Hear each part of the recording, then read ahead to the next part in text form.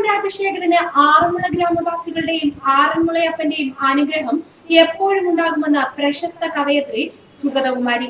കുമ്മനം രാജശേഖരൻ ഇല്ലായിരുന്നുവെങ്കിൽ ആറന്മുളയിലെ 3-4 ഗ്രാമങ്ങൾ കഴിഞ്ഞ പ്രളയത്തിൽ ഒലിച്ചു പോയേനെ. 100 ഏക്കർ ഭൂമി കോൺക്രീറ്റ് ആകാഞ്ഞത് കുമ്മനത്തിന്റെ പോരാട്ട വീര്യം കൊണ്ടാണെന്നും സുഗതകുമാരി പറഞ്ഞു. മിസോറാം ഗവർണർ സ്ഥാനമൊഴിഞ്ഞ കുമ്മനം തിരഞ്ഞെടുപ്പ് പ്രചാരണങ്ങൾക്ക് മുന്നോടിയായി സുഗതകുമാരിയുടെ അനുഗ്രഹത്തിനായി എത്തിയിരുന്നു. സുഗതകുമാരിയുടെ അനുഗ്രഹം ആറന്മുളയപ്പന്റെ അനുഗ്രഹം പോലെ വിലപ്പെട്ടതാണെന്ന് കുമ്മനം പറഞ്ഞു. ആശുപത്രിവാസത്തിന് ശേഷം വിശ്രമിക്കുന്ന സുഗതകുമാരിയെ വീട്ടിലെത്തി സന്ദർശിക്കുകയായിരുന്നു കുമ്മനം രാജശേഖരൻ. BJP ജില്ലാ അധ്യക്ഷൻ അഡ്വക്കേറ്റ് എസ് സുരേഷും ഒപ്പമുണ്ടായിരുന്നു. അതേസമയം ലത്തീൻ കത്തോലിക്ക ആർച്ച് ബിഷപ്പ് ഡോക്ടർ സൂസപാക്യത്തെയും കുമ്മനം സന്ദർശിച്ചു. എല്ലാവർക്കും സ്വീകാര്യനായ വ്യക്തിത്വമാണ് BJP നേതാവ് കുമ്മനം രാജശേഖരന്റേതെന്ന് ലത്തീൻ കത്തോലിക്ക ആർച്ച് ബിഷപ്പ് ഡോക്ടർ സൂസപാക്യം പറഞ്ഞു. അത്ഭുതങ്ങൾ സൃഷ്ടിക്കാൻ കഴിവുള്ള നേതാവാണ് കുമ്മനം. അതിലുപരി നല്ല മനുഷ്യൻ. ഗവർണർ പദവി പോലെയുള്ള ഉന്നത സ്ഥാനം ഉപേക്ഷിക്കാൻ കഴിഞ്ഞത് സ്വാർത്ഥതയില്ലാത്തതിനാലാണെന്നും അദ്ദേഹം പറഞ്ഞു. വെള്ളയമ്പലത്തെ ബിഷപ്പ് ഹൗസിലെത്തിയ കുമ്മനത്തെ അദ്ദേഹം സ്വീകരിച്ചു. ഓഖി ദുരന്ത ശേഷം കുമ്മനം നടത്തിയ ഇടപെടലും അദ്ദേഹം അനുസ്മരിച്ചു.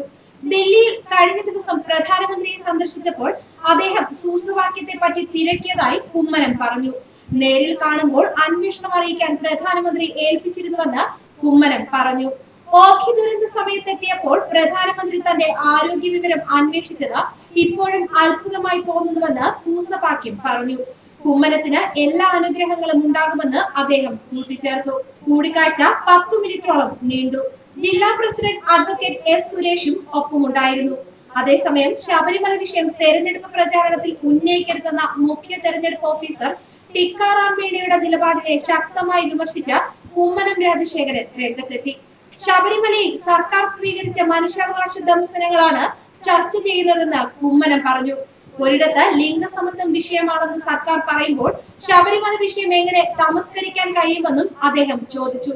സർക്കാർ പറയുന്ന നിലപാട് പിൻവലിക്കുമോ എന്ന് ചോദിച്ച കുമ്മനം തിരഞ്ഞെടുപ്പ് ഓഫീസറല്ല, തിരഞ്ഞെടുപ്പ് കമ്മീഷനാണ് അന്തിമ തീരുമാനം പറയേണ്ടതെന്നും പറഞ്ഞു.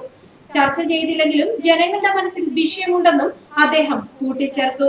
ന്യൂസ് ഡെസ്ക് മലയാളി വാർത്ത.